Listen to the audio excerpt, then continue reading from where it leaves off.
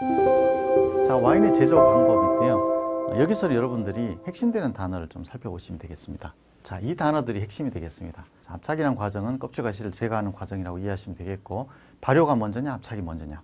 자, 우리가 보통 척포도를 가지고 와인을 만들 때 먼저 껍질 가시를 제거하고 그리고 발효를 시키면 화이트 와인. 그런데 먼저 발효를 시키고 껍질 가시를 넣고 자, 충분히 색깔이 변하게 한 다음에 껍질 가시를 제거하면 바로 레드 와인이 되겠습니다. 그래서 여러분들이 쉽게 문제를 푸는 방법은 압착과 발효가 어디가 먼저냐를 보시면 되겠습니다. 그리고 로제 와인은 처음에 적포도를 이용해서 어느 정도 색깔이 배어 나오면 바로 껍질 가시를 제거를 하고 그리고 그 다음부터는 화이트 와인처럼 양조를 하게 됩니다. 자, 다음 문제 한번 보시겠습니다. 감미 와인, 즉 스윗한 와인을 만드는 방법이 아닌 것은, 이 문제는 굉장히 많이 출제가 됩니다. 그런데 많은 분들이 틀리는 문제가 되겠습니다. 왜냐하면 자, 공부를 하지 않은 상태에서 스윗한 와인이니까 일단 설탕은 넣어야 될 것이다. 그리고 3번은 일단 제외를 하고 문제를 풀게 됩니다. 그러면 무조건 틀리게 되죠. 왜냐하면 답이 3번이기 때문입니다. 자, 1번 기부 포도를 사용하는 방법. 이게 바로 기부 와인이 되겠습니다. 샤또 딕겜과 같은 기부 와인이 되겠습니다. 그리고 2번 발효 도중 알코올을 강화하는 방법. 자, 발효 도중 알코올을 강화하면 발효가 막 진행되고 있는데 알코올을 확 집어넣어 버리게 되면 효모가 죽어버리게 됩니다. 자, 이렇게 해서 만들어지는 대표적인 와인이 바로 포르투갈의 포트 와인이 되겠습니다. 자, 그 다음 발효 시 설탕을 넣으면 어떻게 되느냐. 자, 효모의 먹이를 더 주게 되는 거죠. 그렇기 때문에 발효가 진행될 때 설탕을 넣으면 알코올이 높아진다.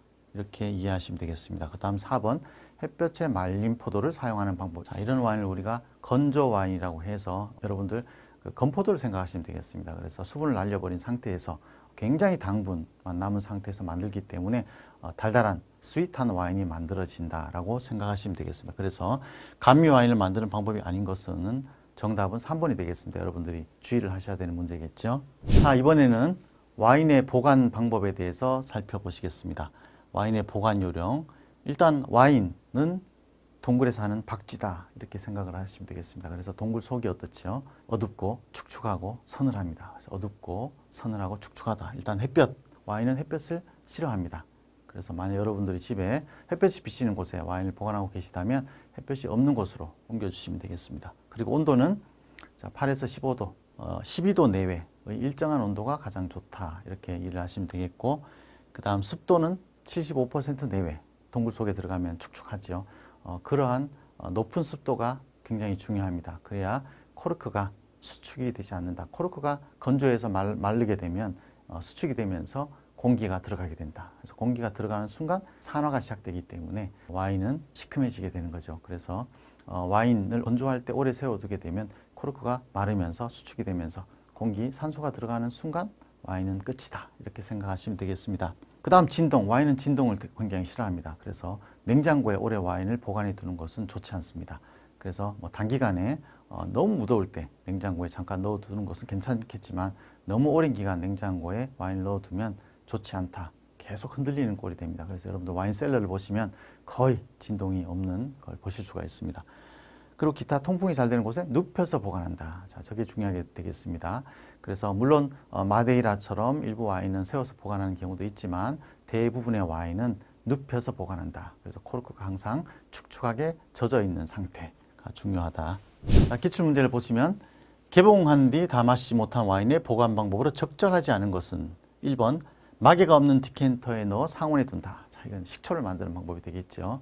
그래서 1번이 틀렸습니다. 그리고 2번, 3번, 4번이 모두 맞는 방법이 되겠고, 와인의 보관 방법 중 잘못된 것은 자, 쭉 보시면 자, 병을 세워서가 아니라 어떻게 보관하죠? 자, 병을 눕혀서 보관합니다. 그래야 와인에 의해서 코르크가 젖어 있으면서 수축이 되지 않는다. 병을 오래 세워두면 건조해지면서 코르크가 건조해지면서 외부의 공기가 유입될 수 있기 때문에 반드시 눕혀서 보관한다. 이렇게 생각하시면 되겠습니다. 자, 이번에는 와인 서비스 및 테이스팅에 대해서 살펴보시겠습니다. 자, 와인은 12도 내외 일정한 온도에서 보관을 한다고 배웠는데, 그러면 서브 온도는 어떻게 되느냐? 자, 여기 보시면 화이트 와인은 좀 차갑게, 그리고 레드 와인은 실온, 조금 정확하게 얘기하면 17도에서 19도 사이, 좀 넓게 얘기하면 15도에서 19도 사이에서 보관한다. 그래서 레드 와인은 우리가 차갑게 하지 않죠. 그리고 화이트 와인은 좀 차갑게 해서 그렇게 보관을 하게 됩니다. 이게 기출 문제가 있습니다. 화이트 와인을 차게 마시는 이유. 그래서 정답은 사과산은 온도가 차가울 때 더욱 프루티하다.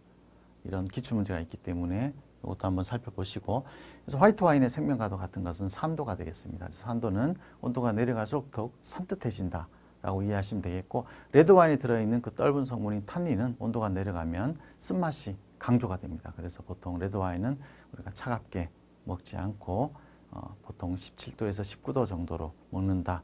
그 다음 와인의 서브 적정량. 그래서 화이트 와인은 좀 차갑게 먹기 때문에 조금씩 달아서 먹게 되겠죠. 그래서 일반적으로 화이트 와인은 120ml, 레드 와인은 150ml.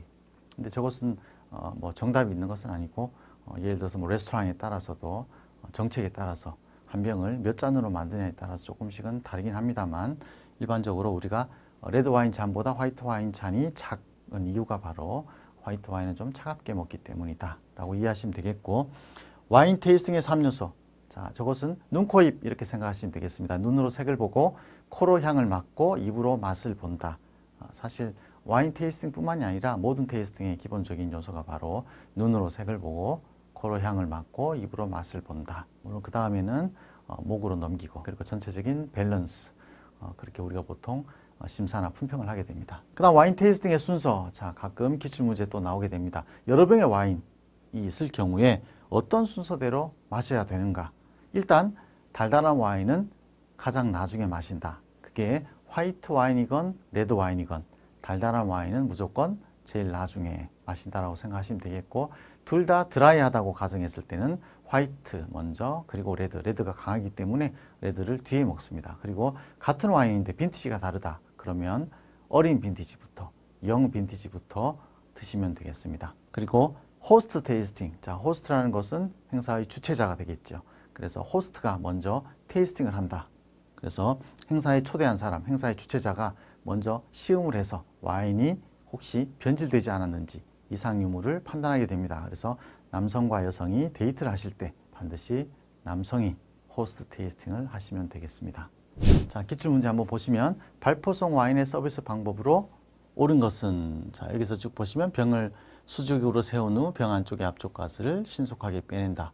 쭉 한번 읽어보시면 4번 거품이 너무 나지 않게. 자, 일단 이 발포성 와인, 즉 스파클링 와인은 오픈하기 전에 흔들지 않으셔야 되겠죠. 그래서 우리가 콜라를 흔들어서 오픈하면 어떻게 되는지 다들 아실 겁니다. 그래서 조심스럽게 잔을 채운다. 그래서 4번이 옳은 방법이 되겠습니다. 자, 각국 와인의 등급 및 주요 산지를 한번 살펴보시겠습니다. 자, 이거는 문제가 와인법에 대한 문제입니다. 좀 어려우신 분들은 대표적인 와인법 이름만 알아두셔도 대부분의 문제는 다 푸실 수가 있겠습니다. 그래서 일단 프랑스 3대 와인 산지를 묻는 문제가 나옵니다. 그래서 보르도, 부르고뉴, 쌍파뉴. 부르고뉴는 영어식으로 얘기를 하면 버건디가 되겠습니다. 그래서 부르고뉴와 버건디도 같은 동네라는 걸 알고 계셔야 되겠고, 보르도, 부르고뉴, 쌍파뉴. 프랑스 3대 와인 산지, 일단 기출문제에 있어서 여기 나왔습니다. 그리고 프랑스의 와인에 관한 법률, 그러면 깊이는 아니시더라도 AOC법, 아오세법이라는 거 알고 계시면 되겠고, 물론 2010년도에 AOP, 아웃배법으로 바뀌었습니다만 여전히 AOC의 적용을 받고 있고, 이 조직행사 기출문제에는 여전히 AOC법이 등장을 하기 때문에 우리 책에는 일단 AOC 법이라고 나와 있습니다. 자, 프랑스의 유명 와인 산지. 평소에 와인을 즐기시지 않은 분이라면 이런 문제는 굉장히 어려우실 수가 있겠죠. 그래서 공부를 하시다가 지나치게 어려운 내용들은 조금 패스를 하셔도 되겠습니다. 프랑스의 유명 와인 산지. 자, 보르도, 부르고뉴, 쌍파뉴. 그리고 뭐 기타 론이라든지 다른 지방들 보시면 되겠고, 샴페인의 분류는 시험에 종종 등장을 합니다. 그래서 자, 당분 함량에 따라서 분류를 하는데 브리가 가장 드라이하다. 그리고 제일 밑으로 갈수록 점점 스윗해진다 라는 단계 정도는 기본적으로 알고 계시면 좋겠습니다. 그래서 두가 리터당 50g 이상의 설탕이 들어가는 가장 스윗한 상태다, 가장 달달한 상태다 라는 거 좀 알고 계시면 되겠고, 그 다음 이탈리아는 DOC, 그 다음 유명 생산 지역과 포도 품종이 있겠고, 독일은 QMP. 물론 지금은 와인법들이 바뀌었습니다만 여전히 조직행사에 들어있는 문제이기 때문에 지금 조직행사에 나오는 등급 위주로 책에는 설명을 해드렸습니다. 그 다음 스페인 DOC, DO. 자, 스페인 등급, 그리고 유명 생산 지역, 그리고 포르투갈도 DOC. 그래서 기본적으로 어떤 와인법인가 여기에 대해서만 알고 계셔도 대부분의 문제는 푸실 수가 있겠습니다. 자, 포르투갈의 3대 와인. 그래서 마테우스 로제, 포트와인, 마데이라 와인. 자주 등장은 하지 않습니다만 가끔 시험에 나옵니다. 그리고 유명 생산 와인 산지. 기출문제를 보시면 아무래도 프랑스와 이탈리아에 관한 문제들이 가장 많이 등장을 합니다. 프랑스의 와인 등급에 해당되지 않는 것은, 자, 여기 보시면 일본의 DOCG는 아까 이탈리아의 와인 등급이었죠. 그래서 와인법 이름만 여러분이 아셔도 충분히 푸실 수가 있는 문제가 되겠습니다. 그리고 이탈리아의 IGT 등급은 프랑스의 어느 등급인가? 그래서 이탈리아 IGT 등급은, 자, 세 번째 DOCG 등급에 의하면 세 번째이기 때문에 세 번째에 해당되는 VD 뱅드베이가 되겠습니다. 그래서 이탈리아의 와인 등급, 자, 세 번째 와인 등급과 뱅드베이, 자, 이런 문제가 있다. 참고를 하시고, 자, 여기 보시면 나라별 와인법을 묻는 문제입니다. 프랑스는 AOC였죠. 그래서 답은 AOC가 되겠고, 프랑스의 주요 와인 산지가 아닌 것은, 여기도 보시면 와인을 좀 드시는 분이라면 토스카나가 이탈리아 지방이라는 건 아시겠지만 그렇지 않으면 조금 어려우실 수가 있겠죠. 그래서 대표적인 지방 정도는 좀 알고 계시면 좋겠습니다. 자, 그 다음에 보시면 와인에 관한 상식들은 모두 하나하나가 기출문제다라고 생각하시면 됩니다. 그래서 와인에 관해서 사람을 묻는 문제가 있다. 그럼 이제 소믈리에가 되겠죠. 그리고 와인 오프너, 코르크 스크류. 자, 디켄터와 디켄팅. 자, 디켄팅이라는 용어는 이제 우리 많이들 아실 겁니다. 와인을 유리나 크리스탈로 된 별도의 투명한 용기에 옮겨 담는 행위를 디켄팅이라고 하고 그 용기를 우리가 디켄터라고 합니다. 그리고 빈티지는 포도의 수확 연도, 그리고 와인 저장을 처음 시도한 나라는 그리스. 자, 이런 것들은 이제 단답형으로 문제가 나오기 때문에 여러분들 좀 읽어보시고 문제가 나왔을 때 맞히실 수 있으면 되겠습니다. 자, 그 외에도 전부 기출문제에 있는 것들이기 때문에 여러분들 잘 읽어보시고 클라레, 호크와인, 필록세라, 자, 이런 문제들은 다 단답형으로 나오게 되겠습니다. 그래서 여러분들 읽어보시고 설명이 나왔을 때 어떤 것을 의미하는지 아시면 되겠습니다. 자, 그래서 마지막으로 보시면 프렌치 패러독스, 또 와인셀러. 자, 여기 있는 것들은 전부 기출문제에 등장을 하는 그런 문제들이 되겠습니다. 자, 보졸레 누보의 출실 11월 셋째 목요일, 그리고 콜키지 또는 코르크 차지라고 부르는데 외부에서 우리가 와인을 가지고 갔을 때 와인 글라스와 오픈이라든지 서비스를 받는 대가로 지불하는 요금을 얘기합니다. 요즘 우리나라도 콜키지 무료인 곳들이 많이 있죠.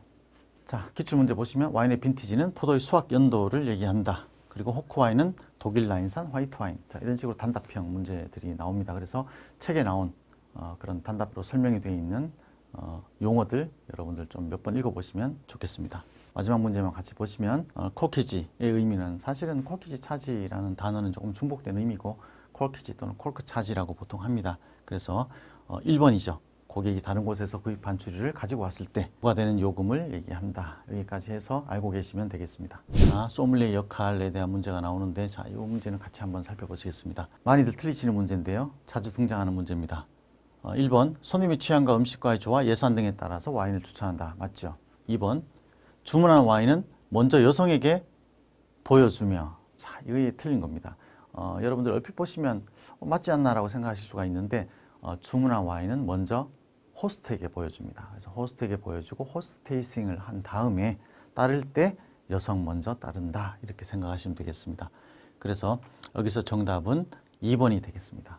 그래서 주의하셔야 될 문제가 되겠고, 자, 매년 보졸레 누보의 출시일은 11월 셋째 목요일. 자, 이런 것들은 상식적으로 좀 알아두셔도 좋으시겠습니다. 자, 와인과 건강에 대한 문제는 기출문제에 잘 등장을 하지 않습니다. 그래서 상식적으로 참고로 좀 봐주시면 되겠고, 다음으로 맥주로 넘어가서 맥주에 대해서 설명해 드리겠습니다. 이 맥주에 관한 문제는 첫 번째, 명칭에 대한 문제가 나오게 됩니다. 그래서 국가별로 맥주를 의미하는 단어, 짝짓기 문제가 있기 때문에 여러분들 요 단어들 알고 계시면 되겠습니다. 바로 밑에 있는 기출문제를 보시면, 자, 이런 식으로 국가에 따른 맥주의 명칭 연결이 잘못된 것은, 이런 식으로 나오기 때문에 국가별 맥주 명칭은 알고 계셔야 되겠습니다. 자, 그 다음에 맥주에 대한 문제는, 이 원료에 대한 문제는 항상 등장을 합니다. 그래서 맥주의 네 가지 4대 원료, 그러면 첫 번째 대맥, 대맥은 한자지요. 보리를 의미합니다. 그리고 물, 호프, 효모. 그래서 대맥, 물, 호프, 효모. 네 가지입니다. 다음 중 맥주의 4대 원료가 아닌 것은 이라는 문제가 하나가 있겠고, 그 다음 조금 구체적으로 들어가서 맥주의 양조용 보리를 묻는 문제, 그 다음에 물에 대한 문제, 호프, 효모 각각의 문제들이 다 있습니다. 그래서 먼저 이 보리는 가장 중요한 것이 전분 함유량이 많고 단백질이 적은 것. 사람이 먹는 그런 보리였다면 단백질이나 지방이 많은 게, 영양소가 많은 게 좋겠죠. 그러나 술을 만들 때는 단백질과 지방은 사실 좋지 않습니다. 그렇기 때문에 우리가 사케 같은 거 만들 때도 쌀을 깎죠. 왜냐하면 겉부분에 단백질과 지방이 있기 때문에 깎아서 전분만으로 만들게 됩니다.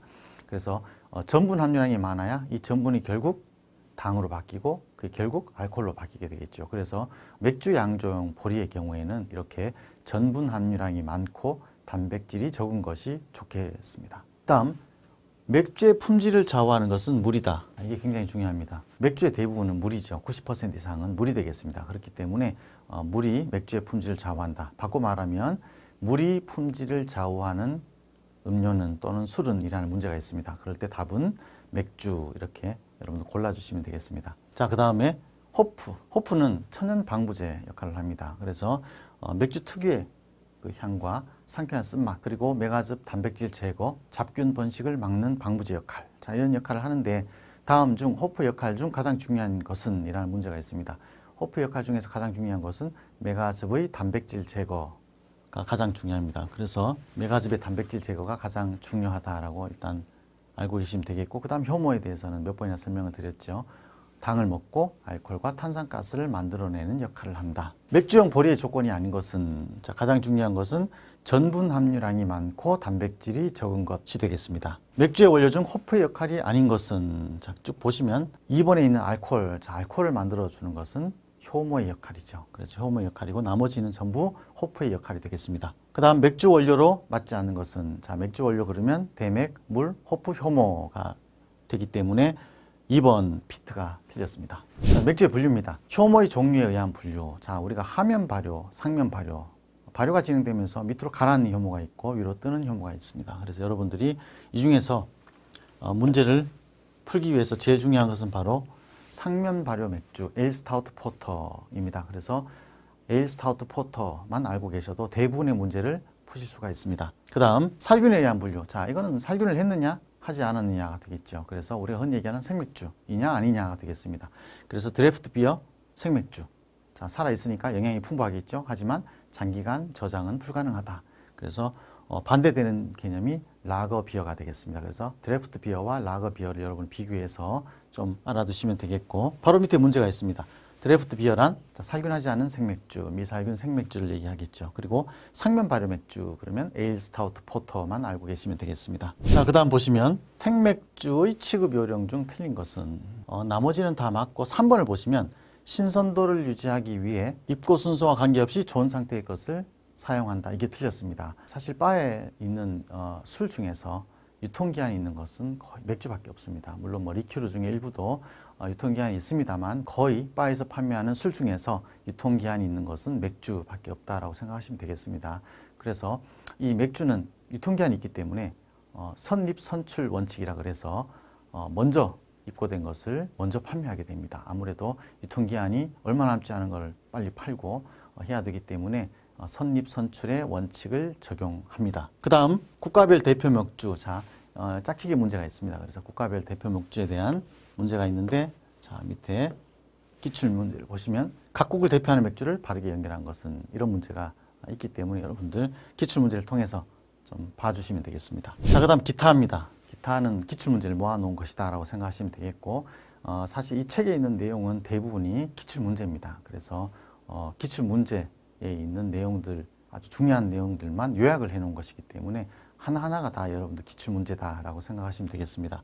맥주에서 드라이하다는 것은 어떤 의미인가? 답은 담백하다라는 기출 문제가 있고, 그 다음 맥주의 원료로 보리의 싹을 틔워 건조시킨 것은 이라는 문제가 있습니다. 그러면 답은 메가가 되겠죠.